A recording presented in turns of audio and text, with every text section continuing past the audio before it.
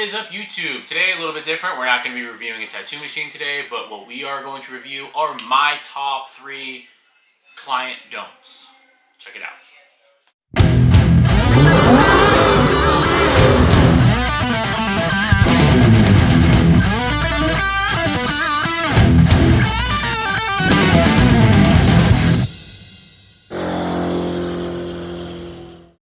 So starting with number 1. For me, number 1, one of my biggest personal pet peeves, because I do a lot of like surrealism type of designs, is artistic freedom.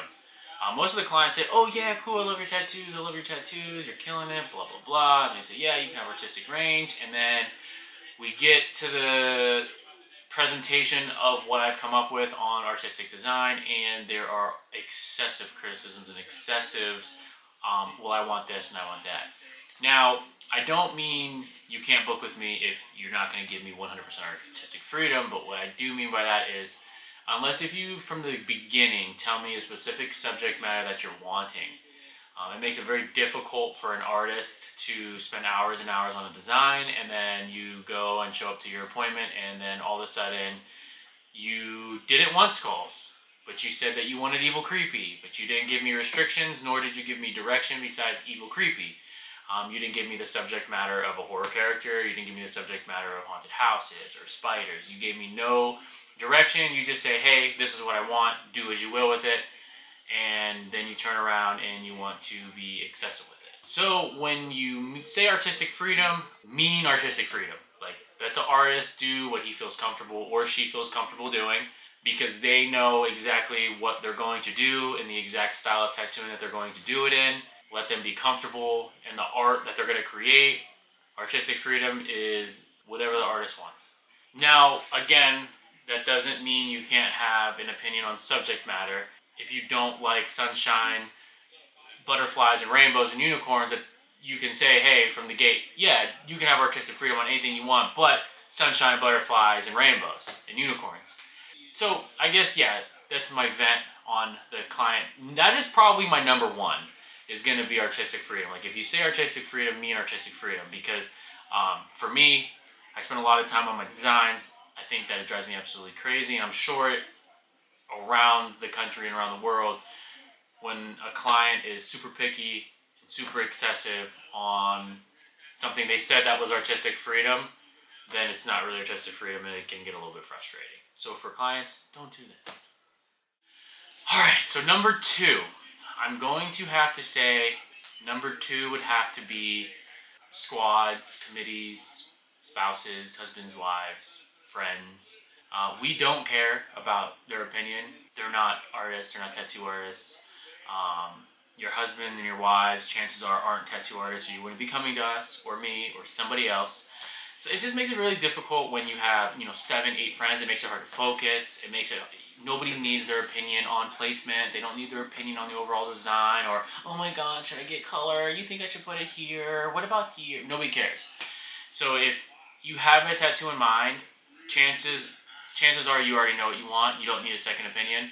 But also, tattoo artists don't need to be speaking to like a husband or a wife for the husband or the wife regarding their tattoo. It just makes it easier when there's only one person involved, which should be the client themselves and the artist themselves. It also, like I said, it makes it difficult to focus. Most artists don't like being hovered. This isn't a zoo. We're putting something forever on your body, and it makes it very difficult when you have, a crowd of people, whether they're your friends, families, or your husband's wives and kids. It doesn't really matter. So that's one of my biggest pet peeves is when my area is cluttered and I'm trying to do work and I'm trying to get a design with you and I'm trying to get your tattoo done or even just started. It makes it very hard. Leave the squads at home. Leave the husband and wives, even if they're super clingy at home, because nobody really wants to be hovered by some dude while you're tattooing their wife's butt cheeks. That does get awkward. So yeah, leave your squads at home and just let the artists do their work. So number 3 I would have to say would be like booking and deposits. Most clients don't, I feel like don't understand what goes into actually prepping and preparing for a tattoo. So this might help you a little bit. When an artist is typically prepping for their tattoo, whether it's artistic freedom, whether it's specific design or subject matter and things like that, no artist, I'm sure, not tattooists, most artists don't want to copy directly from a Pinterest image or a Google image, which is also in a client don't bring it real quick. Just don't bring it an image and say, hey, I want this. Anyway, back to number 3. It makes it difficult for most artists to have to explain to people and be nice about it. Like, I'm not going to draw you something without a deposit. I'm not going to take my time to create a design for you without money up front, because you're going to ask to see it and then you're just going to take it to another shop or to your friend or to wherever you may choose to. How I operate is it's really super simple, actually. You just come to me, you have a quick consultation with me, tell me exactly what you're wanting. You place 50% of the money down. Probably a week or so before the tattoo date is when I actually start to work on your tattoo design. You will have your opportunity to see it, whether it's a day or 2 days or even the day of your appointment. But I'm not going to design you something up with no money down. I'm not going to, like, this is a job for me. This isn't like a hobby. This isn't something I do in my free time for fun. So when you ask an artist, hey, will you draw or design me a tattoo? It's like you're being asked to work for free. Don't ask a tattoo artist, like, hey, I want this tattoo. Can you draw it for me? But, like, you have no initiative to book the tattoo. Does that make sense? That's one of my biggest pet peeves, because I would say out of every 10 people, 7 of them are dreamers and they're not going to book with you anyway. Especially when you get into like the $100, $150, $200 an hour range as a tattoo artist, which isn't uncommon. And people are well deserved of it, and people can really gauge what they're worth based off of what they feel they're worth, and that's not really anybody's area to really judge. Once you get to a certain level with your tattoo artist, you'll know, just like, hey, come to book the appointment, then discuss a design. Don't just like assume like an artist is just gonna come up with a tattoo design for you. So yeah, that is my top 3. There's gonna be some extra credits here in a second though, just like 4, 5, 6, 7, 8 maybe. We'll see you guys in a second. All right, so this one just came to me in the middle of number 3, and kind of like I also added another one. I gotta say this before I forget. Don't go up to your tattoo artist or any tattoo artist just because like, if they're at a bar, they don't want to talk about tattooing at a bar. If they're out to dinner with their family, they don't want to hear what your hopes and dreams are on a tattoo. Don't do that. That's one of my biggest client don'ts as well.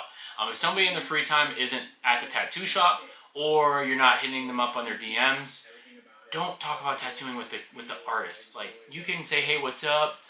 How's it going? But like, the conversation becomes super stale. I don't know if anybody noticed this. When you go up to a tattoo artist and you start to talk about the tattoo, the conversation goes dull, because they're trying to exit that conversation as quickly as possible without being as rude as possible.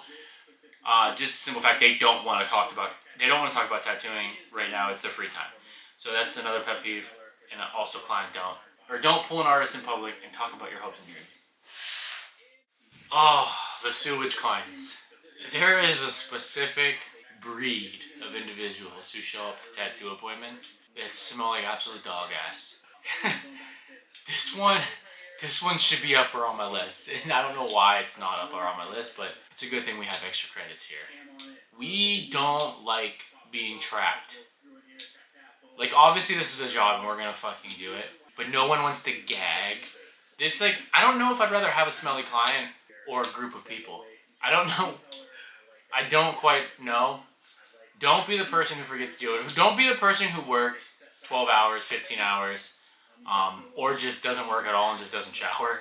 Don't be that person to come in to a shop, right? With it's not just you and your artist. It's you, 15 other clients, and 12 other artists, for example, in my shop. Don't be that person to come in there like and ruin the vibe, because you'll the whole atmosphere up, and it makes it difficult.